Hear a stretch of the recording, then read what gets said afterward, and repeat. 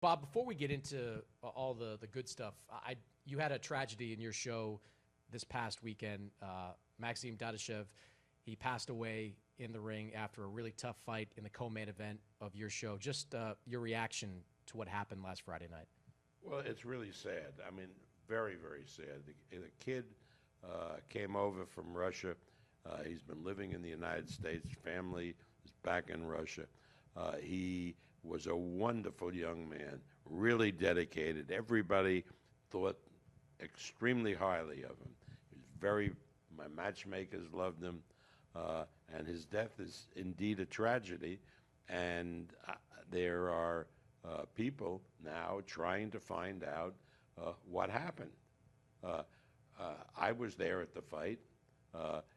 While it was clear the Puerto Rican who he fought was winning the fight, he was in the fight. And as a matter of fact, won the 9th round, lost the 10th round. And I knew he was getting beat, but I didn't know he was in any distress until the 11th round when he wasn't responding in the corner between the 11th and 12th round. Now, I don't know, again, what caused this, and I'm not a doctor, but I would think, just throw it out, that there has to be more brain scans prior to fights than there are now. I heard that sometimes these brain scans are 3 and 4 years apart if a fighter hasn't been knocked down in the interim. So I would suggest, but I certainly want the medical community to chime in, that frequent brain scans might have prevented this. Might have. I mean, this kid had performed unbelievably going into this fight. There wasn't any question looking at him that there was anything wrong going into the fight. But again, if there had been a required scan of the brain, maybe something would have been found which would have prevented this tragedy from occurring. Eddie, when you see something like this happen, even though it's not on one of your shows, what's your reaction? Well, I think it hits the whole community, doesn't it? I mean, firstly, you think about the family of the fighters and the team.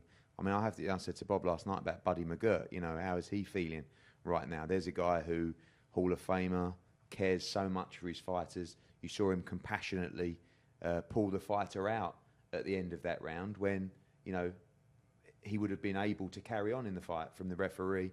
There's all kinds of things, like Bob said, is a really interesting point about the scans. I talked to Bob last night about oxygen at ringside as well. There was a tragedy, although Michael Watson survived the tragedy against Chris Eubank, where it was introduced that there'd be a paramedic with oxygen at ringside, and that those vital moments in the ring where oxygen can be applied to the fighter can make a big difference.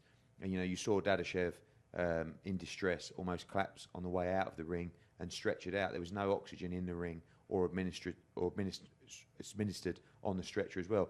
All this stuff is, it's a shame that these kind of events have to bring this stuff to light. But, our thoughts are, of course, with the Dadashev family and all his friends. I think one of the great things about the US is how many foreign fighters have almost found this place as their home.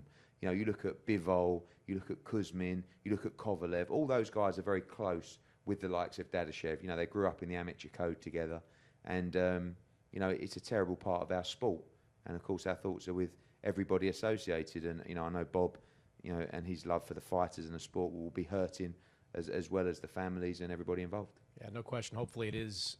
We do see some change. And Eddie is correct. I mean, we have in the United States the commissions as like sovereign nations, and they provide their own rules. So I recall that in Nevada there is oxygen at the ringside, so that the paramedics would have been able to give him oxygen if the fight had been in Nevada. But it was in Maryland, and the Maryland Commission is good, but they don't require oxygen in the ring. And the promoter really can't interfere with that because the paramedics, that type of thing, that's the province of a commission, and they don't like the promoters, they don't want the promoters getting involved in that. So, for example, if that was Eddie's fight, and Eddie had said to them, "You must have oxygen in the ring," Out of our they hands. would say, We "No, pay that's for it. not And our we had the rules." conversation last night. Yeah. The cost is minuscule. It might be a couple of $1,000s a night, but you can't just turn up with a paramedic and oxygen and say to the commission, just to let you know, these are our doctors. We're going to put them ringside. Yeah, It doesn't work like that. Right, you'd get, thrown out. Well, hopefully these commissions do look at this and there is some change on some level moving forward, whether it's brain scans or more activity. Again, we're saying that, and Eddie's idea of oxygen, which is part of the protocol in Nevada, is a great one. But again, these commissions function as independent entities, and so it will be necessary for eminent doctors who are involved in the field of brain damage to convince the commissions that they have to require oxygen at ringside. Well, hopefully that happens.